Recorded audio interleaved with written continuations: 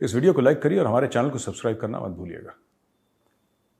तो दोस्तों, हाल ही में डॉक्टर जयशंकर साहब ऑस्ट्रेलिया गए और वहाँ पे पेनी वोंग जो उनके काउंटर पार्ट हैं जो जयशंकर साहब के वहाँ पे, तो उनके सामने कुछ बातें हुई हैं, बड़ी इंपॉर्टेंट बातें हैं, जिससे कि ऑस्ट्रेलिया और बाकी जो वेस्टर्न वर्ल्ड है वो थोड़ा परेशान है भारत से, और वेस्टर्न वर्ल्ड ने कुछ ऐसी चीज़ें कही हैं और करी हैं जिसकी वजह से काफ़ी भारतीय ऐसे हैं जो कह रहे हैं कि क्या हमारे रिश्ते वेस्ट के साथ खराब हो गए, क्या अमेरिका के साथ रिश्ते खराब हो गए, यूरोप के साथ खराब हो गए, असलियत क्या है। तो मैं आज आपको समझाने की कोशिश करूंगा। जर्मनी ने जो बात करी थी कश्मीर को लेके, जो जर्मनी की फॉरेन मिनिस्टर थी, उन्होंने जो बात करी थी वो आपको पता ही है, वो हम पिछले एपिसोड में डिस्कस कर चुके हैं। तो उन्होंने बोला था कि कश्मीर का मामला यूनाइटेड नेशन रेजोल्यूशंस की रोशनी में देखा जाना चाहिए और वैसे सेटल होना चाहिए, वायलेंस नहीं होना चाहिए, ब्ला ब्ला ब्ला, जो भी उन्होंने बोली बात। ऑस्ट्रेलिया की बात थोड़ी सी अलग है। तो ये बोला, साहब आप ये जो दुनिया का दुख है भारत को लेके, वो इसलिए है क्योंकि भारत रूस से तेल खरीद रहा है। भारत रूस से तेल खरीद रहा है, भारत रूस से एनर्जी ले रहा है, भारत कोयला ले रहा है और चीजें ले रहा है।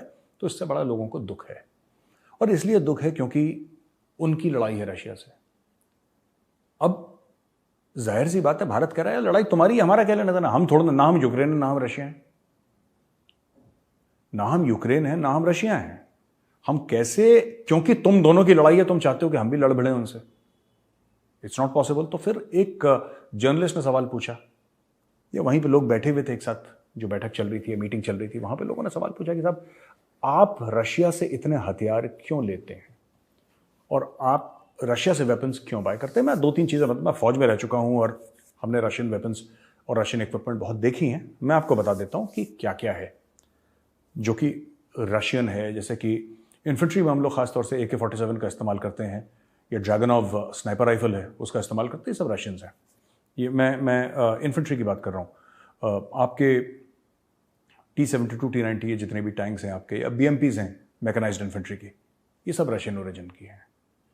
अगर आप एयर डिफेंस में देखें, जो इग्ला है या Zu-23 है, इग्ला भी रशियन है, Zu-23 भी रशियन है,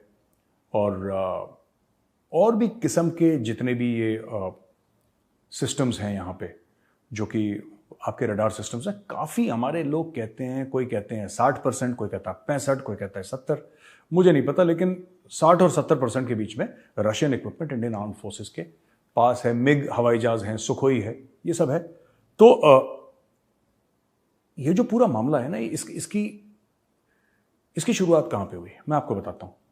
जब ईस्ट इंडिया कंपनी आई थी, तो ईस्ट इंडिया कंपनी ने भारत में वेपन्स की फैक्ट्री डाली, और ये बाद में बना ऑर्डिनेंस फैक्ट्री बोर्ड।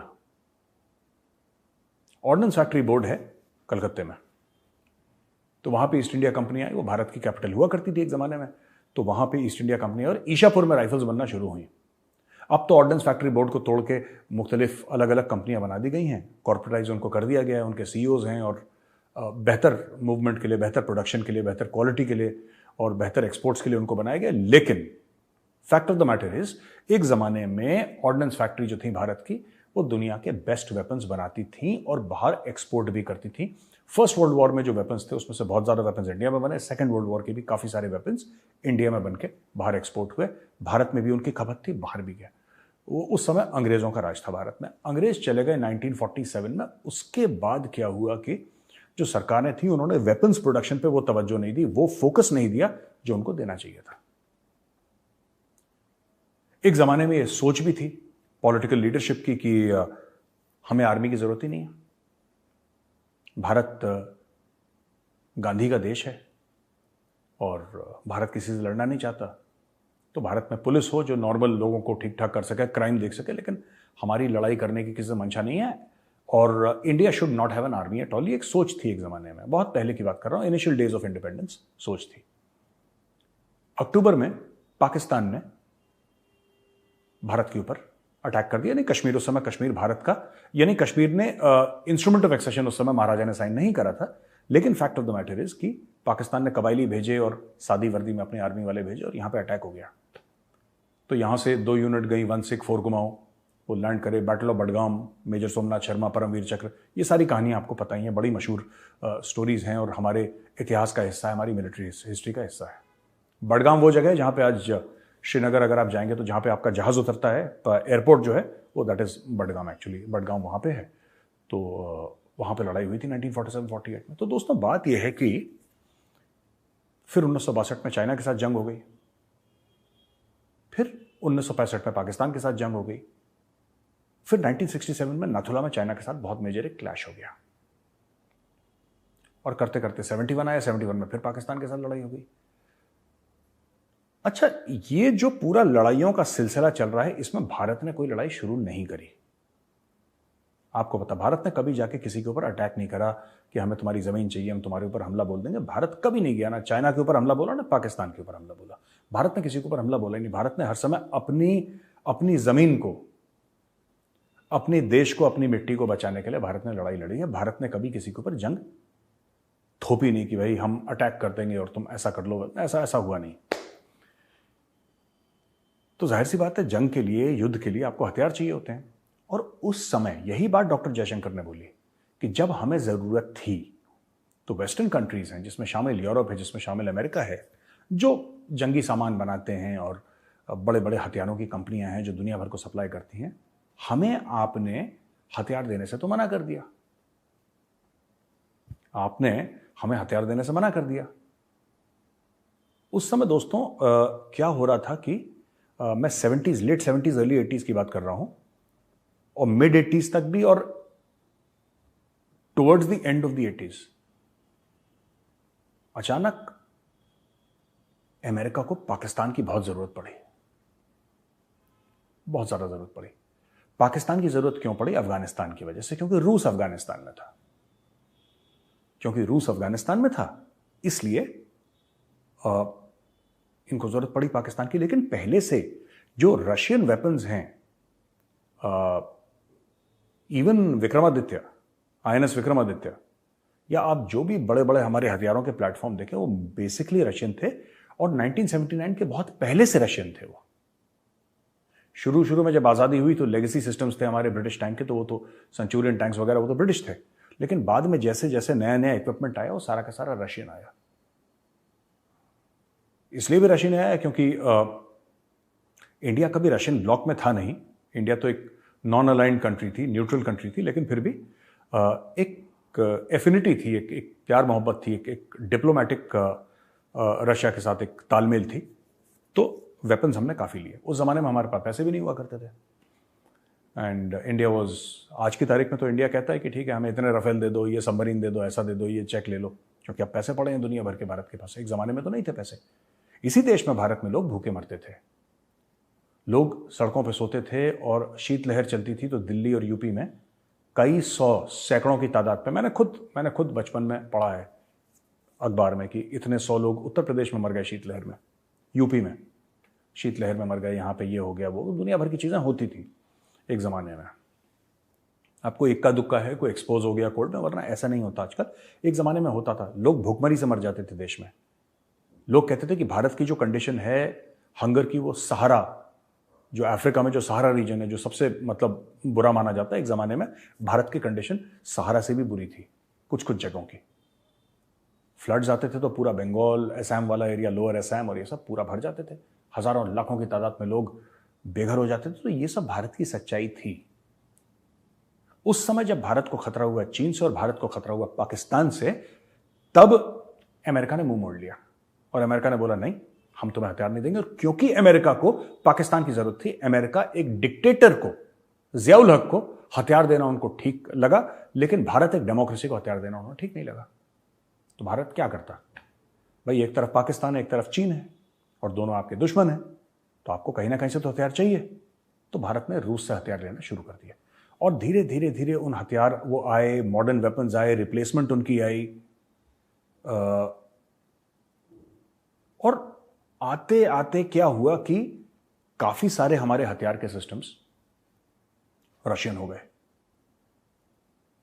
क्या रशियन वेपन्स अच्छे हैं, हथियार अच्छे हैं? बिल्कुल अच्छे हैं, जाहिर सी बात है, रशियन वेपन्स आर गुड। क्या ये वेस्टर्न इक्विपमेंट से ज्यादा अच्छे हैं क्वालिटी में, ऐसा नहीं है, ऐसा नहीं है। वेस्ट का जो इक्विपमेंट है वो जबरदस्त है, इसमें कोई शक नहीं है। हाँ, एक दो रशियन सिस्टम्स हैं जो वेस्ट से काफ़ी अच्छे हैं, जैसे S-400 जो हमने उनसे लिया है सिस्टम अपना एयर डिफेंस का, that is far far better than anything that anybody has in the world. But overall अगर आप देखें तो रशिया का जो मामला है वो क्वालिटी में उतना अच्छा नहीं है, फिनिश में इतना अच्छा नहीं है जितना वेस्ट का है। लेकिन हमने वेस्ट से बोला, वेस्ट ने पाकिस्तान को F-16 दे दिया, हमें नहीं दिए, नहीं दिए। उस समय अमेरिका की पॉलिसी थी। आज की तारीख में अमेरिका कहता है कि तुम रशिया से सामान क्यों ले रहे हो, क्योंकि आज सबको इंडिया के $600 अरब जो फॉरेन एक्सचेंज रिजर्व्स हैं वो दिख रहे हैं, पैसा दिख रहा है इंडिया का। 140 करोड़ लोगों की आबादी दिख रही है, $3.5 ट्रिलियन का उनको दिख रहा है कि जीडीपी है इस मुल्क की, 5th largest economy in the world, IT capital, IT hub of the world, लोगों को अब ये दिख रहा है। पर ये सब जो स्टोरी है ये तो 90s में शुरू हुई थी ना दोस्तों।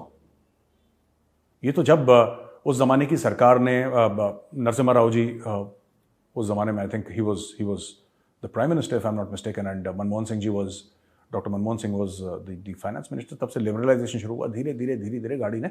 और ऐसा नहीं कि मनमोहन सिंह जी ने साइन कर दिया तो सब कुछ ओवरनाइट हो गया, उसमें भी बहुत वक्त लगा। तो आज जो भारत यहां पे पहुंचा है उसमें कई लोगों की मेहनत शामिल है, कई लोगों ने डिसीजंस लिए, कई लोगों ने बहुत कुछ काम करा। मोदी सरकार का, इसमें मैं कई बार ये कह चुका हूं, मोदी सरकार ने सिर्फ एक काम करा कि इस पूरी चीज में जो एक रफ्तार से चल रही थी उसके अंदर मोदी सरकार ने, मोदी जी ने करंट डाल दिया उसके अंदर। मोदी जी ने यह करा है, वो जो घोड़ा 40 किलोमीटर की स्पीड से भाग रहा था 40 किलोमीटर पर आवर पे, वो अब 140 किलोमीटर की स्पीड से भाग रहा है। फर्क सबसे बड़ा ये है, सबसे बड़ा ये है, उन्होंने जो बिजली का करंट मारा है सिस्टम में, जिसकी वजह से पागलों की तरह सब चीजें चल रही हैं अभी, वो इसीलिए चल रही हैं। वो चाबी दे रखी है पीछे से, प्राइम मिनिस्टर ऑफिस से, पीएमओ से चाबी है, और इसके पीछे और कोई रीजन नहीं है। प्लानिंग है, विजन है, ये सब है, वो तो होता ही है जब आप देश की बात करते हैं। लेकिन सबसे बड़ी चीज है कि करंट डाल दिया उसके अंदर, तो अब करंट के चक्कर में लोग भाग रहे हैं। अब हुआ क्या ना, मैं बताता हूं आपको। तो दोस्तों ये मैंने आपको स्टोरी समझाई। अब लोग बड़े परेशान हो गए कि साहब भारत हथियार क्यों खरीदता है यहां से और तेल क्यों खरीदता है। भारत खरीदेगा जहां से भारत को ठीक लगता है, भारत करेगा यार। अब हम आते हैं कश्मीर पे। ये वेस्ट का कश्मीर पे बोलना और धीरे ये भारत को जिस तरीके से धक्का देने की कोशिश करना, ये क्यों हो रहा है? क्योंकि भारत की एक आजाद फॉरेन पॉलिसी है, हम किसी की नहीं सुनते, हम वही करते हैं जो कि हमें ठीक लगता है। अब भाई ये इंडिया है, पाकिस्तान तो है नहीं, ठीक है, कि जिसने $2 फेंके तो वहां पे नाचना शुरू कर दिया। ये भारत तो कभी करा नहीं। भारत ने, जब भारत में लोग भूखे सो रहे थे रात को, तब भारत ने नहीं करा। तो आज पेट भरा है, आज भारत क्यों करेगा? मैं आपको कुछ बातें बताता हूं दोस्तों। ये पूरा जो वेस्ट कर रहा है इस वक्त प्रेशर डालने के लिए, कभी यहां से कमेंट आ रहा है, कभी वहां से कमेंट आ रहा है, ये सब चला जाएगा कुछ समय के बाद। तो जिन लोगों को फिक्र है उनको फिक्र करने की जरूरत नहीं। मुझे तो बिल्कुल फिक्र नहीं, कि मुझे पता है ये लोग ऐसी काम करते हैं कि हमारी बात अगर नहीं मानोगे तो हम ये करेंगे वो करेंगे। तो ये आज से नहीं कर रहे हैं, 75 साल से कर रहे हैं, तो कोई नई चीज नहीं है। डोनाल्ड ब्लूम है दोस्तों पाकिस्तान में अमेरिका का ambassador. Donald Bloom Pakistan occupied Kashmir गया, अभी तक नहीं गया था वो, ना उसका पहले वाला गया था, ये गया। और सिविल सोसाइटी के लोगों से मिलना और ये करना वो करना, दुनिया भर की चीजें डोनाल्ड ब्लूम ने वहां पे कोशिश करी। क्यों गया? क्या अमेरिका को पाकिस्तान ऑक्यूपाइड कश्मीर से कोई प्रेम है या पाकिस्तानियों से प्रेम है? बिल्कुल नहीं। ये वहां पे गया था भारत को मैसेज पास करने के लिए। ये भारत को मैसेज पास करने के लिए गया था, ठीक है, कि देखो अगर तुम हमारी बात नहीं मानोगे और रूस से कट ऑफ नहीं हो जाओगे तो फिर हम कश्मीर का मामला उठाओ कश्मीर का मामला यार। अब तुम्हारे बाप को फर्क पड़ता होगा, हमें तो कोई फर्क पड़ता नहीं। कश्मीर का मामला तुम उठाओ। ये बिल क्लिंटन ने तो यहां तक बोल दिया था कि भारतीय फौज ने कश्मीर में इसको मारा उसको मारा और मुसलमानों के खिलाफ ये करा वो करा। उसने बोला क्या कर लिया तुमने यार, तुम कर क्या लोगे? ये एक्चुअली अमेरिका को आदत है पाकिस्तान जैसे देशों की, जो कटोरा लेके आगे पीछे फिरते रहते हैं, बोलते हैं माई बाप बताओ क्या करना। भारत तो ऐसा है नहीं, हमें तो आपसे पैसे नहीं चाहिए, हमें अमेरिका से पैसे नहीं चाहिए, हमें किसी से पैसे नहीं चाहिए, हम अपना खुद कर रहे हैं जो हमें करना है। तो हम तो अपनी चाल चलेंगे, आपको अच्छा लगता है तो ठीक है, नहीं अच्छा लगता तो ठीक है। तो एक तो भाई डोनाल्ड ब्लूम का मामला हो गया, ठीक है ना। तो यह बोला कि यूएस एम्बेसी ने फिर फॉर्मल स्टेटमेंट दिया कि the visit was to promote the US Pakistan partnership and highlight the countries economic, cultural and people to people ties. Pakistan के साथ क्या इकोनॉमिक टाइज हैं, जरा मुझे कोई भी अमेरिकन या पाकिस्तानी समझा दे। पाकिस्तान के साथ डोनाल्ड ब्लूम साहब ये कहते हैं, जो एम्बेसडर हैं पाकिस्तान में अमेरिका के, वो ये कहते हैं कि मैं गया था वहां पे प्रमोट करने के लिए पाकिस्तान के साथ इकोनॉमिक टाइज। क्या इकोनॉमिक टाइज हैं आपके पाकिस्तान के साथ? ₹2 का आइटम पाकिस्तान बनाता नहीं, गाड़ी में विंडशील्ड का वाइपर पाकिस्तान नहीं बनाता। क्या इकोनॉमिक टाइज हैं? क्या कल्चरल टाइज हैं? वो तुम्हें काफिर कहते हैं, वो कहते हैं तुम काफिर हो, जहन्नुम में जाओगे। तुम्हारी कल्चरल टाइज क्या है? तो ये कोई बात नहीं है इसकी। पाकिस्तान का जो वजूद है, पाकिस्तान का जो इंपॉर्टेंस है, वो सिर्फ इसलिए है क्योंकि एक तरफ इनके अफगानिस्तान है, एक तरफ इनके ईरान है, एक तरफ भारत है, एक तरफ चाइना है। अगर ये सब मुल्क यहां पे नहीं होते इनके पास, तो पाकिस्तान को कोई भूला भटका आदमी नहीं पूछता। ये बात सच है। तो डोनाल्ड ब्लूम का ये स्टेटमेंट मैं आपको पढ़ के बता रहा हूं। हाल ही में इल्हान उमर है, कांग्रेस वुमन जो आई थी, खैर ये भी रेडिकल इस्लामिस्ट है और इसने जाके पाकिस्तान में काफी आर्टिकल 370 और 35A और ब्ला ब्ला ब्ला इसके ऊपर काफी उसने स्टोरी सुनाई। इमरान खान से मिली और ट्रैक सूट पहन के मिला था इमरान खान उससे, टी शर्ट और ट्रैक सूट पहन के। कहने की बात यह है कि ये कोशिश कर रहे हैं प्रेशर डालने का, और ये आज से नहीं है। जब से भारत ने तेल लेना शुरू करा है रशिया से यूक्रेन वॉर के बाद, फरवरी में हुआ था ना, आपको याद होगा, फरवरी 24 तारीख को, if I am not mistaken, 24 फरवरी, जब रशिया ने इन्वेड करा था, तब से। और भारत ये कह रहा है, यार देखो सुनो, भारत इस चीज को कंडेम कर चुका है कि सिविलियंस को नहीं मारना चाहिए, जंग नहीं होनी चाहिए। ये चाहते हैं कि भारत बिल्कुल कट ऑफ हो जाए। जर्मनी को क्या खुजली हुई? जर्मनी को सबसे बड़ी खुजली हुई कि जब, क्योंकि असली में सबसे ज्यादा पॉपुलस कंट्री कौन है यूरोपियन यूनियन में या पूरे यूरोप में? सबसे ज्यादा लोग कहां पे? जर्मनी में है। सबसे ज्यादा रशियन तेल की खपत कहां होनी है? वहां से होनी है। पाइपलाइन कहां से जाती है? जर्मनी से जाती है। तो जब वॉर की वजह से वो पाइपलाइन इफेक्ट हुई, जर्मनी तेल में ला गया। अब जर्मनी को यह बात समझ में नहीं आ रही कि भारत क्यों कंडेम नहीं कर रहा। भारत के कंडेम करने से क्या होगा यार? भारत, चलिए भारत कह देता है कि पुतिन बहुत बुरा है, तो फिर क्या होगा? फिर होगा क्या? अमेरिका के प्रेशर से पुतिन रुक गया, पूरे यूरोपियन यूनियन के प्रेशर से पुतिन रुक गया, यूनाइटेड नेशंस में जितनी डिबेट हुई उससे पुतिन रुक गया, तो क्या भारत के कहने से पुतिन रुक जाएगा? ठीक है, आप चाहते हैं भारत स्टेटमेंट दे। भारत ने बोला कि war is not a solution. Modi ji ने बोला वहां पे कि लड़ाई इसका समाधान नहीं है और इस युग में लड़ाइयां नहीं होनी चाहिए। उन्होंने बोला ये। इससे ज्यादा क्या बोलेगा? कोई भी इंसान क्या बोलेगा? मोदी जी ठीक है, मोदी जी प्राइम मिनिस्टर है, कोई भी इंसान इससे ज्यादा क्या बोलेगा? तो ये सब चीजें जो हैं, ये इन्होंने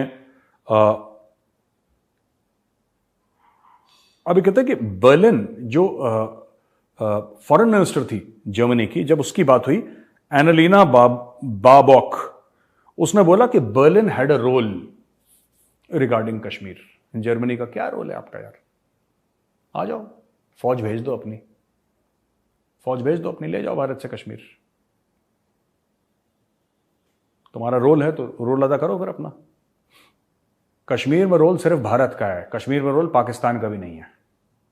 यह दुनिया जितनी जल्दी समझ ले, उतनी जल्दी दुनिया के लिए अच्छा है। दोस्तों, उसके बाद ये जो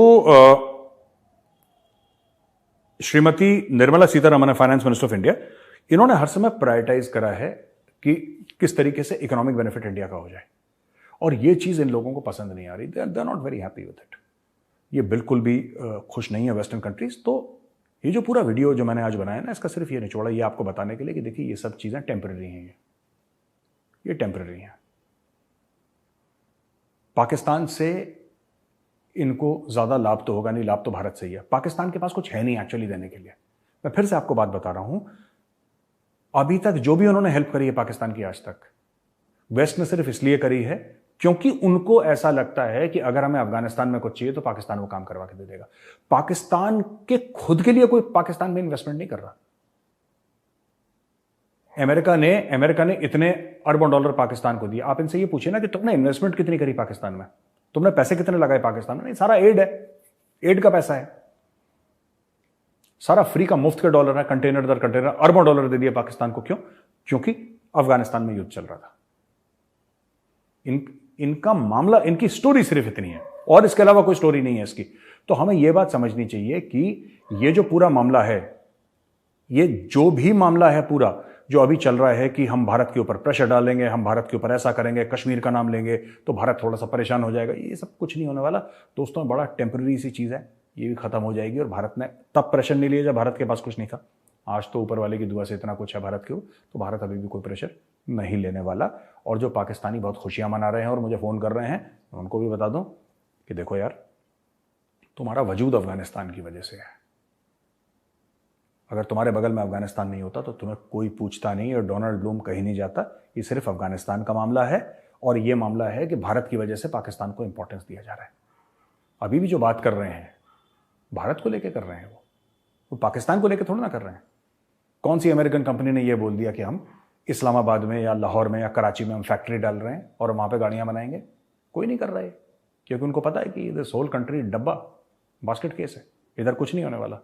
तो यही है कि इसको खींचने के लिए पाकिस्तान का इस्तेमाल करो इसके।